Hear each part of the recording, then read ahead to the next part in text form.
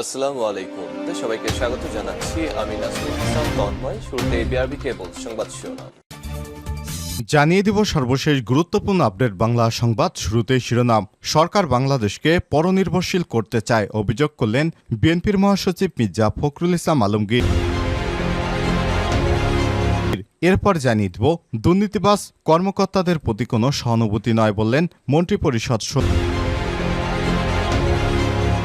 এদিকে প্রধানমন্ত্রীর ভারত সফর নিয়ে মির্জা ফখরুলের মন্তব্যের জবাব দিলেন তথ্য প্রতিমন্ত্রী এ আরাফাত। জানিয়ে দিব সাদেক এগ্রোতে দুদকের অভিযান, মিলল 10 ব্রাহ্মা জাতের গরু। সাভারে ভার্তুকা ইউনিয়নের সাদেক এগ্রোতে অভিনব অভিযান পরিচালনা করেছে দুর্নীতি দমন কমিশন দুদক এর 9 সদস্যের একটি দল। এ সময় খামারটিতে সন্ধান মেলে 10টি ব্রাহ্মা জাতের গরু এবং আলোচিত সেই 15 লক্ষ টাকা মূল্যের ছাগলটির। এ সময় আরও জব্দ করা হয় দাপ্তরিক কাজে ব্যবহৃত 3টি খাতা। জানিয়ে দিব পায়রা বন্দরে 3 নম্বর সতর্ক সংকেত বহাল। উত্তর পশ্চিম বঙ্গোপসাগর এবং তৎসংলগ্ন উপকূলীয় এলাকায় একটি লঘুচাপ অবস্থান করছে। এর প্রভাবে উপকূলীয় এলাকায় গভীর সঞ্চালনশীল মেঘমালা তৈরি অব্যাহত রয়েছে এবং লঘুচাপ তারতম্যের আধিক্য বিরাজ করছে। পটুয়াখালীর কুয়াকাটা সংলগ্ন বঙ্গোপসাগর কিছুটা উত্তাল হয়ে উঠেছে। এ এলাকায় অনেক স্থানে গুড়ি থেকে মাঝারি বৃষ্টিপাত হচ্ছে। বাতাসের তীব্রতা অনেকটা বেড়েছে। নদ নদীর পানির উচ্চতা বৃদ্ধি পেয়েছে। তাই পটুয়াখালী পায়রা সহ দেশের সব সমুদ্র বন্দরে 3 নম্বর স্থানীয় সতর্ক সংকেত বহাল রেখেছে আবহাওয়া অফিস। এবং সর্বশেষ জানিয়ে দিব ইসরায়েলে প্রতিরোধ যোদ্ধাদের রকেট হামলা। ফিলিস্তিনের গাজা উপত্যকা থেকে ইসরায়েলকে লক্ষ্য করে অন্তত 20টি রকেট ছোড়া হয়েছে। সব রকেটের কয়েকটি ঠেকিয়ে দিয়েছে ইসরায়েলের ক্ষেপণাস্ত্র প্রতিরক্ষা ব্যবস্থা। তবে কিছু কিছু রকেট ইসরায়েলের দক্ষিণ অঞ্চলে আঘাত হেনেছে বলে জানিয়েছে দেশটির সেনাবাহিনী। প্রিয় দর্শক, এতক্ষণ শুনছিলেন সংবাদ শিরোনাম, এবারে বিস্তারিত। তবে তার আগে অনুরোধ থাকবে, আপনি কোন স্থান থেকে আমাদের সংবাদটি দেখছেন কমেন্ট করে জানিয়ে দিন এই সংবাদ সম্পর্কে আপনার মূল্যবান মতামত। প্রিয় দর্শক, আপনি যদি আমাদের চ্যানেলে নতুন হয়ে থাকেন, ভিডিওটি দেখতে দেখতে চ্যানেলটি সাবস্ক্রাইব করে রাখুন, যাতে করে আমাদের লেটেস্ট আপডেট সংবাদগুলো সবার আগে আপনার কাছে পৌঁছে যায়। ভিডিওটিতে একটি লাইক দিয়ে দিন এবং শুনতে থাকুন আমাদের গুরুত্বপূর্ণ সংবাদ। সরকার বাংলাদেশকে পরনির্ভরশীল করতে চায়, মির্জা ফখরুল। সরকার চক্রান্ত করে বাংলাদেশকে পরনির্ভরশীল রাষ্ট্রে পরিণত করতে চায় বলে মন্তব্য করেছেন বিএনপির মহাসচিব মির্জা ফখরুল ইসলাম আলমগীর। সোমবার 1 জুলাই বিএনপির প্রতিষ্ঠাতা জিয়াউর রহমানের সমাধিতে শ্রদ্ধা নিবেদন শেষে সাংবাদিকদের এক প্রশ্নের জবাবে এসব কথা বলেন মির্জা ফখরুল। এদিকে জাতীয়তাবাদী আইনজীবী ফোরাম জিয়াউর রহমানের সমাধিতে পুষ্পস্তবক অর্পণ এবং দোয়ার আয়োজন করে। এ সময় জাতীয়তাবাদী আইনজীবী ফোরামের বিভিন্ন পর্যায়ের নেতারা উপস্থিত ছিলেন। মির্জা ফখরুল বলেন, সরকারে যারা আছেন তারা কেউ সত্য কথা বলে না, সবসময় প্রতারণার আশ্রয় প্রশ্রয় নিয়ে মানুষকে বোকা বানানোর চেষ্টা করে। ভারতের সঙ্গে সরকারের সমঝোতা চুক্তির সমালোচনা করে তিনি বলেন, সমঝোতা চুক্তিগুলো পরিষ্কার বলা আছে যে কোন কোন বিষয়ে সমঝোতা হয়েছে। সমঝোতাগুলোর অর্থই হচ্ছে অতি অল্প সময় আমাদের ভারতের উপর নির্ভরশীল করবে এবং যেটা প্রমাণিত হচ্ছে। সবচেয়ে মারাত্মক হচ্ছে রেললাইন নির্মাণ। এটি বাংলাদেশের মানুষের কোনো কাজে আসবে না। বিএনপির মহাসচিব বলেন, আকাশ এবং নৌপথে পার্টনারশিপ দেওয়া হয়েছে, এটাতে কোনো আপত্তি নেই। আপত্তি হলো বাংলাদেশের মানুষ কি পেল? আমরা তো কিছুই পাইনি। সাধারণ তিস্তা নদীর পানি আমরা পাইনি, অভিন্ন নদীর পানির হিস্সা আমরা পাইনি, সীমান্ত হত্যা বন্ধ হচ্ছে না। এ সময় তিনি বলেন, আমরা যেটা বলছি সত্য বলছি, কোনো ষড়যন্ত্রের কথা বলছি না। অবৈধ এই সরকার বাংলাদেশকে পরনির্ভরশীল রাষ্ট্রে পরিণত করার চক্রান্ত করছে। নতুন করে সমমনা জোটের সঙ্গে বৈঠক করে যাচ্ছে আন্দোলন চাঙ্গা করতে। প্রতিক্রিয়ায় কোনো পর্যায়ে আছে জানতে চাইলে মির্জা ফখরুল বলেন, প্রক্রিয়া চলছে, শীঘ্রই জানা যাবে। বিএনপির মহাসচিব আরও বলেন, আমরা জাতীয়, আন্তর্জাতিক এবং জঙ্গিবাদের বিরুদ্ধে, কিন্তু এই সরকারের জঙ্গিবাদের নাম করে তাদের বিরুদ্ধে বিরোধী পক্ষকে হয়রানি করছে, গ্রেপ্তার করছে, কারাগারে নিক্ষেপ করছে বিরোধী দলের হাজার হাজার নেতাকর্মীকে।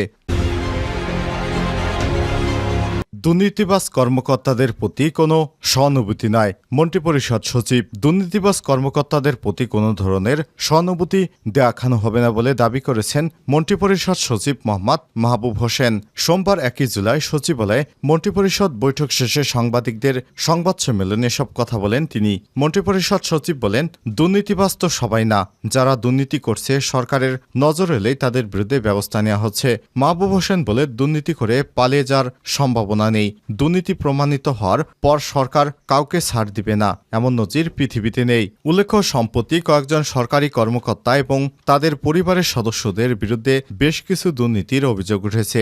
সাবেক পুলিশ প্রধান বেনজির আহমেদ এবং জাতীয় রাজস্ব বোর্ড এনবিআরের কর্মকর্তা মতিউর রহমান এবং তার পরিবারের সদস্যরা এনবিআরের প্রথম সচিব কর কাজী মাহবুব হোসেন ফয়সালের নামে ওঠা দুর্নীতি সম্পর্কে কথা বলেন। এর মধ্যেই এদের বিরুদ্ধে তদন্তের কাজ শুরু করেছে দুদক। প্রধানমন্ত্রীর ভারত নিয়ে ফখরুলের মন্তব্যের জবাব দিলেন তথ্য প্রতিমন্ত্রী আরাফাত। তথ্য সম্প্রচার প্রতিমন্ত্রী মোহাম্মদ আলী আরাফাত বলেছেন, সম্প্রতি প্রধানমন্ত্রী শেখ হাসিনার ভারত সফরে সমঝোতা স্মারক নিয়ে বিএনপি জামাত অপপ্রচারে লিপ্ত হয়েছে। বিশেষ করে বিএনপির মহাসচিব মির্জা ফখরুল ইসলাম আলমগীর ভারত সফর নিয়ে যে মন্তব্য করেছেন তা ডাহা মিথ্যাচার। আর সচিবালয়ে প্রধানমন্ত্রীর সভাকক্ষে সমসাময়িক বিষয়াদি নিয়ে সাংবাদিকদের সঙ্গে আলাপকালে তিনি এসব মন্তব্য করেছেন। প্রতিমন্ত্রী বলেন, কিছুদিন আগে প্রধানমন্ত্রী শেখ হাসিনা ভারত সফর করেছেন, সেখানে বেশ কিছু সমঝোতা স্মারক সই হয়েছে। সেগুলো নিয়ে বিভিন্ন সামাজিক মাধ্যম এবং ক্ষেত্র বিশেষে কিছু মূলধারার গণমাধ্যমে বেশ কিছু ভুল তথ্য চলে এসেছে। বিএনপি এবং জামাতের বিভিন্ন স্তরের নেতাকর্মীরা অপপ্রচারে লিপ্ত হয়েছে। সর্বশেষ রোববার বিএনপির মহাসচিব মির্জা ফখরুল ইসলাম আলমগীরও সেই অপপ্রচারে লিপ্ত হয়েছেন।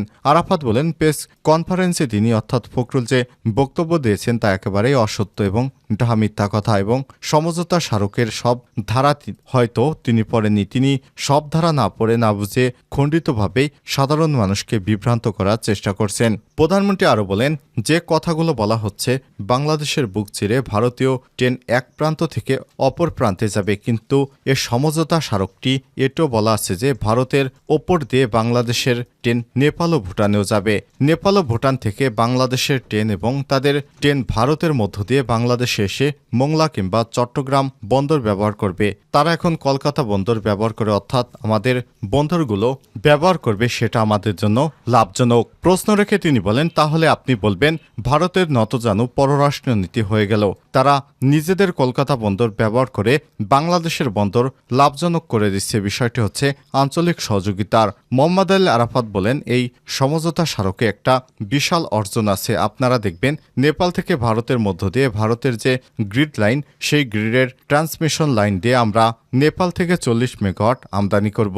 এখন আমাদের শীত মৌসুমে বিদ্যুতের চাহিদা কম থাকবে, অতিরিক্ত উৎপাদন করব, আমরা তখন রপ্তানিও করতে পারবো। প্রতিমন্ত্রী বলেন, গোটা বিশ্ব এগিয়ে যাচ্ছে রিজনাল কানেক্টিভিটির মাধ্যমে, গোটা বিশ্ব কানেক্টিভিটির মধ্যে আসছে। আমরা কিন্তু এটা এককভাবে ভারতকে দেইনি, সেটিকে তারা বিকৃতভাবে উপস্থাপন করছে। এটা কিভাবে নতজানু পররাষ্ট্রনীতি হলো? মূলত বিএনপির চিন্তাভাবনাই হচ্ছে নতজানু। সাদেক এগ্রোতে দুদকের অভিযান, মিলল 10 ব্রাহ্মা জাতের গরু। সাভারের ভর্তুকা ইউনিয়নের সাদেক এগ্রোতে অভিযান পরিচালনা করেছে দুদক 9 সদস্যের একটি দল। এ সময় খামারটি অনুসন্ধান করে সন্ধান মিলে 10টি ব্রাহ্মা জাতের গরু এবং আলোচিত সেই 15 লক্ষ টাকা মূল্যের ছাগলটির। এ সময় আরও জব্দ করা হয় দাপ্তরিক কাজে ব্যবহৃত 3টি খাতা। মঙ্গলবার 1 জুলাই বিকাল 3:30টার দিকে সাভারের ভাকুরতা ইউনিয়নের ভাঙ্গা ব্রিজ এলাকায় সাদেক এগ্রো ফার্মে দুদকের সহকারী পরিচালক আবুল কালাম আজাদের নেতৃত্বে এই অভিযান পরিচালনা করা হয়। এর আগে সাভারের জাতীয় গো প্রজনন এবং দুগ্ধ খামারেও অভিযান পরিচালনা করে দলটি। অভিযান নেতৃত্বদানকারী দুদকের সহকারী পরিচালক আবুল কালাম আজাদ জানান, এখানে অভিযানের সময় 10টি ব্রাহ্মা জাতের গরুর সন্ধান পাওয়া গেছে এবং আলোচিত 15 লক্ষ টাকা মূল্যে সেই ছাগলটিও খুঁজে পাওয়া গেছে। এছাড়াও এখানে কিছু নথির খাতা পাওয়া গেছে, সেগুলো বাজেয়াপ্ত করা হয়েছে। আর যেহেতু ব্রাহ্মা জাতের গরু আমদানি এবং উৎপাদন নিষিদ্ধ, সেহেতু গরুগুলোর ব্যাপারে আমরা কর্তৃপক্ষকে জানাবো এবং সেই মোতাবেক সিদ্ধান্ত গ্রহণ করা হবে। এ সময় ফার্মের দায়িত্বে থাকা ব্যবস্থাপক জাহিদ খান বলেন, আমি মাত্র কিছুদিন হলো এখানে এসেছি। আমি এই খামার সম্পর্কে খুব বেশি ভালো জানি না। বর্তমানে আমার আন্ডারে 30 জন শ্রমিক এখানে কাজ করে। এখানে 250টি গরু আর 12টি উট রয়েছে। আজ এখানে দুদকের লোকজন এসেছে। তারা এসে সবকিছু দেখাশোনা করে খাতা জব্দ করেছে এবং এখানে গরুগুলো সব দেখে গেছে।